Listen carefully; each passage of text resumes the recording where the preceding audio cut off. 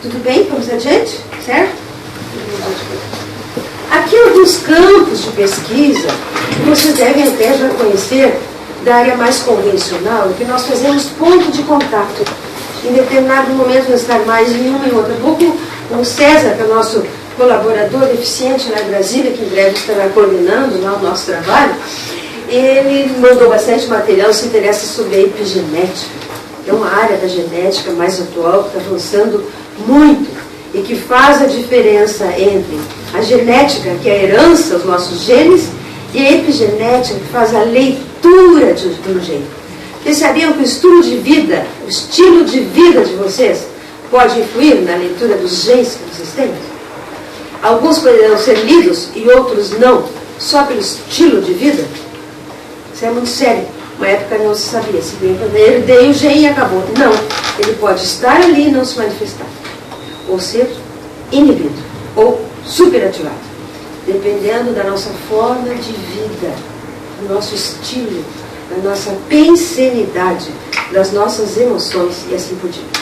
Eu vou aprofundar isso também durante o curso. Ok? Se nós somos uma consciência, por que nós sofremos? Por que a nossa genética altera a nossa consciência? Porque a genética não altera a sua consciência, a genética vai alterar o seu corpo físico. Por isso amanhã vamos falar bastante em paragenética e paracérebro, aí você vai compreender melhor, além do seu cérebro. E por que os filhos tendem a pensar parecido com os pais? Às vezes só pelo seu exemplo. Exemplo fala muito mais do que qualquer palavra. Né? Bem, então aí tem outras áreas que vocês estão vendo e a gente vai entrando à medida que é necessário e aprofundar. Campos de pesquisa conscienciológica, alguns são prioritários. Hoje tem centenas de especialidades dentro da conscienciologia. A escola é especialista em duas grandes áreas daí: macrosomatologia e autopesquisologia. Esses são os dois pilares da escola. Temos diversas outras instituições que trabalham como nós e que se voltam e trabalham com outras áreas de especialização aí. Mas a paracerebrologia, por exemplo, é essencial. As consciências que nós consideramos os supergênios, agora evolutivos, dominam o paracérebro. Esse é o nosso grande desafio. Não deixar que o nosso cérebro, ou menos que o subcérebro chamado abdominal, domine. Vocês vão estudar isso, vão compreender bem depois, melhor, né? E como é que nós chegamos na transafetivologia, na afetividade maior por todos, além do meu ego? A começar por gostar de mim mesmo, né, para não desperdiçar um macro-som. Aí tem algumas áreas que, algumas nós vamos enfatizar um pouco mais, outras menos aqui no curso. Teorias, algumas são nossas, outras são do formulador da ciência e conscienciologia, o professor Vieira, e de outros colegas que gradativamente estarão trabalhando conosco também, formulando novas teorias, sem dúvida, sobre o macrosoma, dos quais temos um outro livro que temos ainda escrito, não sei se vai dar para a filha do livro, é para a terceira e quarta idade, onde mega longevidade importa muito. A tendência, quem tem macrosoma, é ter uma mega longevidade, alcançar as previsões aí de idade bem mais avançada, sim. A partir de que idade é a quarta idade? A partir dos 80. O que, hoje em dia, já pode se considerar pouco, né? Então vocês vão ver essas teorias durante o curso, nós vamos abordar um pouco mais umas do que outras, tá? Conforme o que vocês me perguntarem e o interesse. Quem vai construir o curso são vocês. As perguntas que vocês fizerem, nós vamos enfatizando, né, naquele aspecto. Adiante.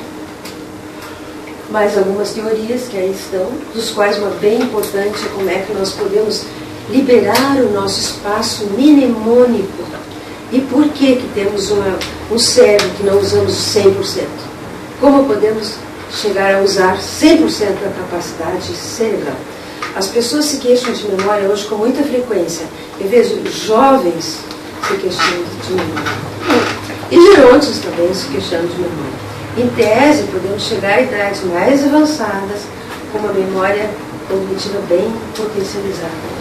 Aqui são áreas somáticas que podem ser diferenciadas, dos quais o osso esfenóide, que está ali em primeiro lugar, e hoje o nosso colega trouxe uma representação dele fora de série, E eu estava colocando, quando eu vi pela primeira vez esse osso, eu estudava, ia estudar a minha faculdade, entrar na biologia, estudar biologia, e eu coloquei um osso na mão, eu só fui entender muito depois por que na mão pulsava, vibrava aquele osso na mão.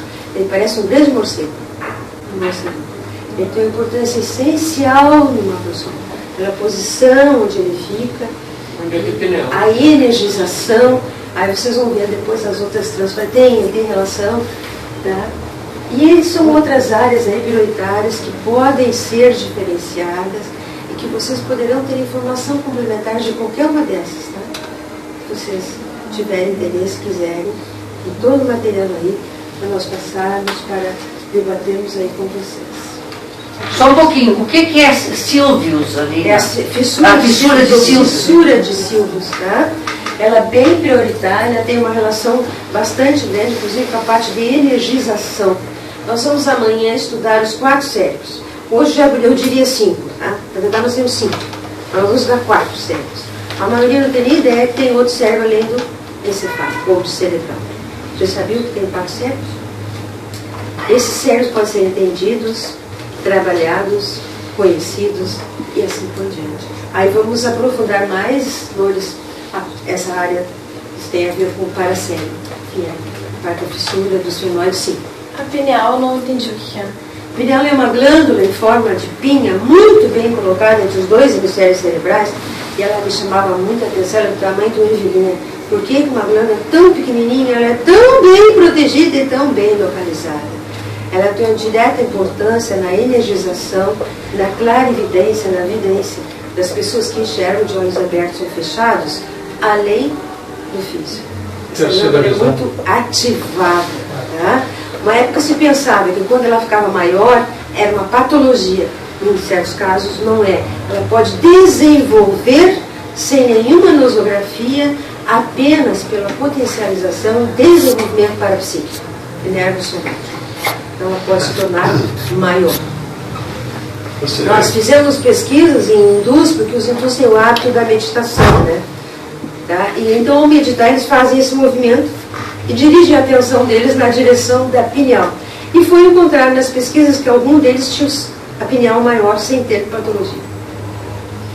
Sim, então? O item 4, o encéfalo, o cérebro e o cerebelo. O que chamamos de microcéfalo, na verdade, é o cerebelo.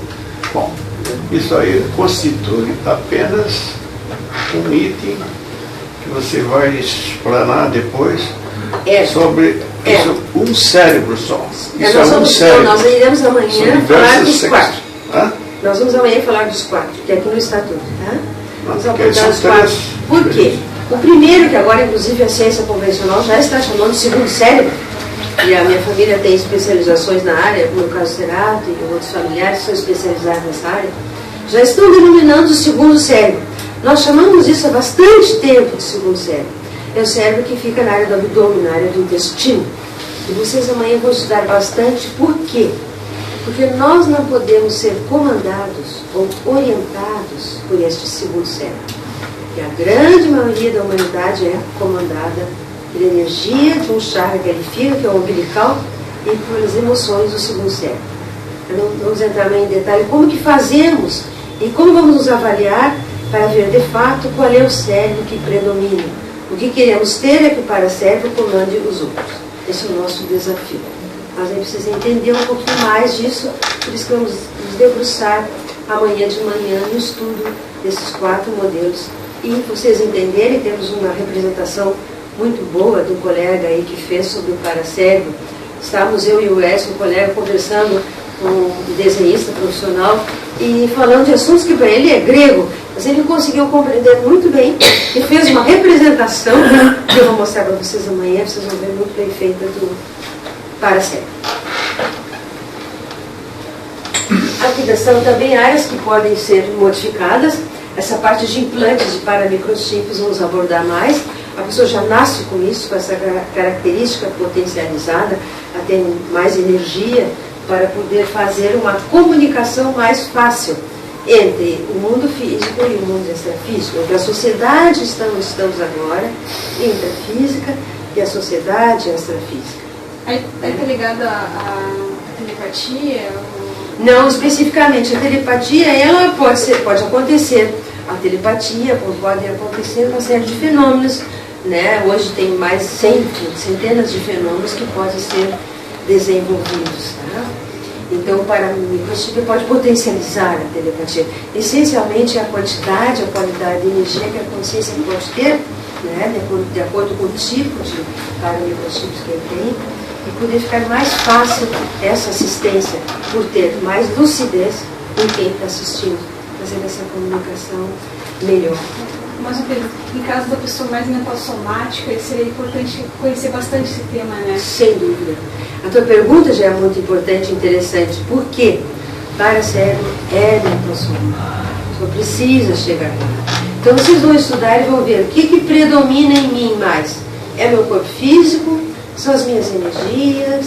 Que cérebro que eu deixo que me comande todos os dias? A pessoa vai estudar e entender a sua parte mais emocional, para ver como funciona, que domínio ela tem sobre isso, sobre essa parte, né? Para poder compreender como é que eu qualifico. Sim.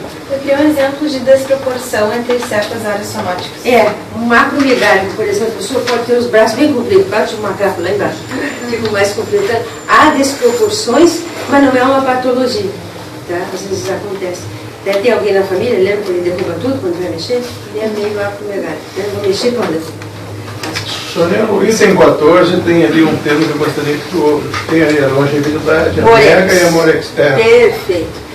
Morex é uma moratória existencial, então ficou a sigla Morex. É quando você tem uma previsão e veio com o energossoma para viver 80 anos, certo? Quando você está fazendo tanto, em termos de assistência, que você recebe uma recarga energética do extrafísico e vive mais 20 anos, 30 anos. Isso chama-se Morex, uma moratória existencial. Não é geralmente pela nossa aparência, e sim pelo resultado da interassistencialidade que você já consegue pôr em prática. Claro, o colega dá mais ou menos para você. Às vezes a pessoa recebe uma, até duas ou mais Morex, né, que são moratórias existenciais. Todos vocês têm uma quantidade de energia para a previsão etária que foi prevista para cada um. 70, 80, 90, depende de cada caso. Mas isso pode ampliar. Para a pessoa poder ter previsão, vai viver até os 70 e daí a pouco ela vai viver até os 90 ou mais. E a tendência, se as pessoas estiverem lúcidas e autoconscientes, é aumentar muito mais ainda essa chance. Né? Porque da mega longevidade. Já há previsão nesse sentido, né? E nós provavelmente vamos ampliar, né, mais isso aí. Tem alguns temas que nós vamos abordar e que estão disponíveis aí para vocês também, inclusive impressos. É só vocês marcarem naquele índice que todos vocês têm aí na pasta. Olha, eu gostaria de pegar o tema 3, ou 33, 34, seja qual for. Aí vocês recebem o tema para um estudo complementar e poderem fazer perguntas ou mesmo nossos colegas que estão assistindo online. Se vocês me permitem, eu vou ler aqui, antes de começarmos, para outros colegas perguntarem. Nosso colega Júlio pergunta: quais as principais variáveis necessárias para que a consciência seja portadora de macrosoma? Vocês compreenderam alguma dessas variáveis? O que é importante para a consciência portar no macrosoma, que falamos um pouco até agora? Respeito à assistência da vida. Sem dúvida. A interassistencialidade, a disponibilidade assistencial é uma.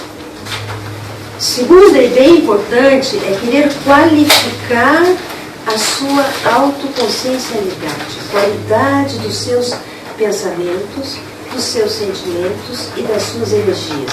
E descobrir como é que eu penso, como é que eu sinto. Desde que vocês estão aqui dentro, vocês já emitiram quantos pensamentos e quantos sentimentos? Diversos.